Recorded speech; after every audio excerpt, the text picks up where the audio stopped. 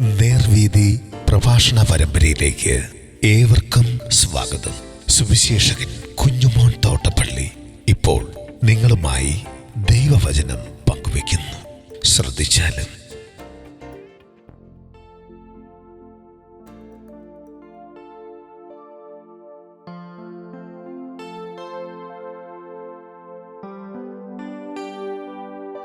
യേശു സൃഷ്ടാവും പരിപാലകനും.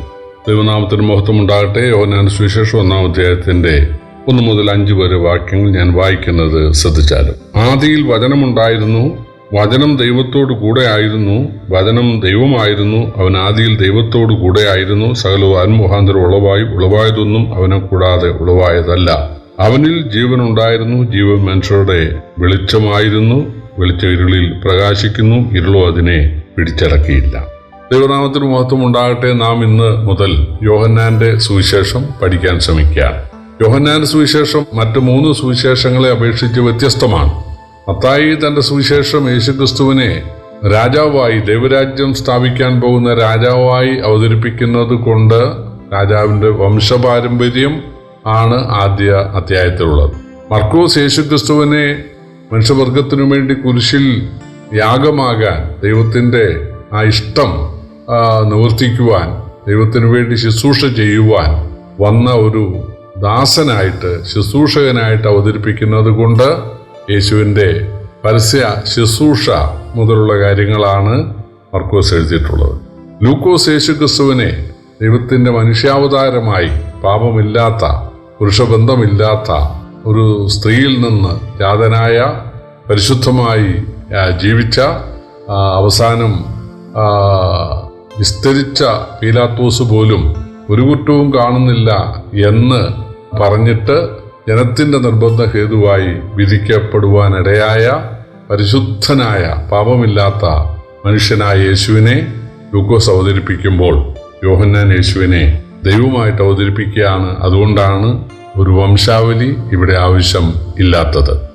ആദിയിൽ വചനമുണ്ടായിരുന്നു എന്ന് നമ്മൾ വായിക്കുമ്പോൾ വേദപുസ്തകത്തിന്റെ കാര്യം ഓർമ്മ വരുന്നു. വചനമെന്ന് പറഞ്ഞാൽ വേദപുസ്തകമാണ് എന്ന് നമുക്ക് തോന്നിപ്പോകും. ചിലരങ്ങനെ പഠിപ്പിക്കുന്നത് കേട്ടിട്ടുണ്ട്. ആദിയിൽ വേദപുസ്തകം ഉണ്ടായിരുന്നു, വേദപുസ്തകം ദൈവത്തോടു കൂടിയായിരുന്നു, വേദപുസ്തകം ദൈവമായിരുന്നു എന്നൊക്കെ. പക്ഷേ താഴെ വായിക്കുന്നുണ്ട്, വചനം ജഡമായി തീർന്നു, കൃപയും സത്യവും നിറഞ്ഞവനായി നമ്മുടെ ഇടയിൽ പാർത്തു. അപ്പോൾ വചനം എന്ന് പറയുന്നത് വേദപുസ്തകത്തിന്റെ കാര്യമല്ല. ഗ്രീക്ക് ഭാഷയിൽ ലോഗോസ് എന്നാണ്. അതായത് ദൈവത്തിന്റെ ആശയവിനിമയത്തിന് ഒരാൾ രൂപം കൽപ്പിച്ചിരിക്കുകയാണ്. അത് ശരിക്കും തർജ്ജമ ചെയ്യേണ്ടത് വചനമായവൻ എന്നാണ്. കാരണം പുല്ലിംഗമാണ്. താഴെ വായിക്കുന്നുള്ള അവൻ ദൈവത്തോടു കൂടെ ആയിരുന്നു, ആദ്യ വചനമുണ്ടായിരുന്നു, അവൻ ദൈവത്തോടു കൂടെ ആയിരുന്നു എന്നല്ലേ. അപ്പോൾ അതായത് പിതാവിനെ വെളിപ്പെടുത്തുന്ന പുത്രൻ, പിതാവിൻ്റെ അതായത് സ്വാഭാവിക ഗുണലക്ഷണങ്ങളും ധാർമ്മിക ഗുണലക്ഷണങ്ങളും എല്ലാം നാം പുത്രനിലൂടെയാണ് മനസ്സിലാക്കുന്നത്. അതുകൊണ്ടാണ് വചനമായവൻ എന്ന് ഇവിടെ പറഞ്ഞിരിക്കുന്നത്. ഈ ആദിയിൽ വചനം ഉണ്ടായിരുന്നു എന്നാണ്. അപ്പോ ഉണ്ടായി എന്നല്ല. അതായത് പുത്രൻ തമ്പുരാന്, ദൈവത്തെ വെളിപ്പെടുത്തുന്ന പുത്രന് ഒരു ആരംഭമില്ല. ദൈവം നിത്യപിതാവാണ്, പുത്രൻ എന്നും നിത്യപുത്രനാണ്, പരിശുദ്ധാത്മാവ് നിത്യാത്മാവാണ്. അടുത്തതായിട്ട് വചനം ദൈവത്തോടു കൂടെ ആയിരുന്നു, വചനം ദൈവമായിരുന്നു. അപ്പോൾ യേശുക്രിസ്തു ദൈവത്തോടു കൂടെ ആയിരുന്നു എന്ന് പറയുമ്പോൾ ഒരു സെപ്പറേറ്റ് ഐഡന്റിറ്റിയാണ്. അതായത് ദൈവമായിട്ടുള്ള ആ കൂട്ടായ്മയിൽ ആയിരുന്നു. അടുത്തത് വചനം ദൈവമായിരുന്നു. അപ്പോൾ യേശുക്രിസ്തു അതായത് ദൈവത്വത്തിന്റെ എല്ലാ യോഗ്യതകളും ഉള്ള ആളായിരുന്നു. തുല്യമായിട്ട് ഫിലിപ്പിലേഖനത്തിലുണ്ട്, ദൈവത്തോടുള്ള സമത്വം മുറുകെ പിടിച്ചു കൊള്ളണമെന്ന് വിചാരിക്കാതെ. അതായത് സൃഷ്ടികർമ്മത്തിൽ അല്ലെങ്കിൽ സർവശക്തി, സർവജ്ഞാനം, സർവ്വവ്യാപകത്വം, നിത്യത്വം, ഈ കാര്യത്തിലെല്ലാം, അതുപോലെ സ്നേഹം, കരുണ, വിശുദ്ധി, സത്യം, ഇതിലെല്ലാം പിതാവിന് തുല്യനായിരുന്നു യേശു എന്നാണ് ഇവിടെ പറയുന്നത്. അവൻ ആദിയിൽ ദൈവത്തോടുകൂടെ ആയിരുന്നു, സകലതും അവൻ മുഖാന്തരം ഉളവായി, ഉളവായതൊന്നും അവനെ കൂടാതെ ഉളവായിട്ടില്ല. അപ്പോൾ യേശുക്രിസ്തു സൃഷ്ടാവാണ് എന്ന് ഇവിടെ വ്യക്തമാക്കുകയാണ്. യേശു ആണ് സൃഷ്ടികർമ്മം നിർവഹിച്ചതെന്ന് വേറെ വാക്യങ്ങളുണ്ട്. കൊലോസ്യ ലേഖനം 1:15 വായിക്കുന്നത് സ്വർഗത്തിലുള്ളതും ഭൂമിയിലുള്ളതും ദൃശ്യമായതും അദൃശ്യമായതും സിംഹാസനങ്ങളാകട്ടെ, കർത്തൃത്വങ്ങളാകട്ടെ, വാഴ്ചകളാകട്ടെ, അധികാരങ്ങളാകട്ടെ, സകലതും യേശു മുഖാന്തരമുള്ളതായെന്നാണ്. അതുപോലെ കൊരിന്ത്യർക്കെഴുതിയ 1 ലേഖനം 8:6 അവൻ സകലത്തിലും കാരണഭൂതൻ എന്ന് എഴുതിയിട്ടുണ്ട്. എബ്രായ ലേഖനം 1:2 നമ്മൾ വായിക്കുന്നുണ്ട്, ദൈവം കൊണ്ട് ഭാഗമായും വിവിധമായും പ്രവാചകമായ മുഖാന്തരം പിതാക്കുമാർ അരുളിച്ചേട്ടി പുത്ര മുഖാന്തരം നമ്മോട് അരുളി ചെയ്തിരിക്കുന്നു. അവനവനെ സകലത്തിലും അവകാശിയാക്കി വെച്ചു, അവൻ മുഖാന്തരം സകലതുമുളവായി എന്നുണ്ട്. അപ്പോൾ വേറെ പല സങ്കീർത്തനങ്ങളിലും ഉണ്ട്, ആകാശം നിന്റെ കൈകളുടെ പ്രവൃത്തിയാകുന്നു. അത് എബ്രായ ലേഖനത്തിൽ ഉദ്ധരിച്ചിട്ടുമുണ്ട്. അവ നശിക്കും, നീയോ നിലനിൽക്കും, നിന്റെ സംവത്സരങ്ങൾ അവസാനിക്കുകയുമില്ല.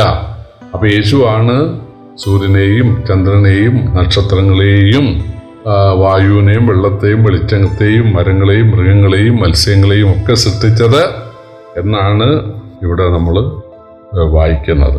അടുത്ത വാക്യം മനുഷ്യ സൃഷ്ടിയുടെ കാര്യമാണ്. അവനിൽ ജീവനുണ്ടായിരുന്നു, ജീവൻ മനുഷ്യരുടെ വെളിച്ചം ആയിരുന്നു.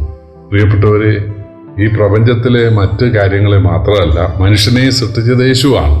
യേശു തൻ്റെ സ്വരൂപത്തിൽ, അതായത് താൻ ഈ ഭൂമിയിൽ വരുമ്പോൾ ഏത് ഷേപ്പായിരിക്കുമോ ആ ഷേപ്പിലാണ് ആദാമിനെ സൃഷ്ടിച്ചതെന്ന് റോമർ 5:14 വരുവാനുള്ളവൻ്റെ പ്രതിരൂപമായ ആദമെന്നാണ്. അതുമാത്രമല്ല, സഭാപ്രസംഗിയുടെ പുസ്തകത്തിലുണ്ട്, മനുഷ്യൻ മരിക്കുമ്പോൾ പൊടിപണ്ടായിരുന്ന പോലെ ഭൂമിയിലേക്ക് തിരികെ ചേരും, ആത്മാവിന് ദൈവത്തെ അടുത്തേക്ക് പോകും. മരിക്കുന്ന മനുഷ്യൻ്റെ ശരീരം കുഴിച്ചിടുകയോ വെള്ളത്തിൽ അത് ലയിച്ചു പോവുകയോ മത്സ്യങ്ങൾ തിന്നുകയോ പക്ഷികൾ തിന്നുകയോ അല്ലെങ്കിൽ ദഹിപ്പിക്കപ്പെടുകയോ ചെയ്യാനിടയായാലും ഈ ഭൂഗോളത്തിലാണല്ലോ.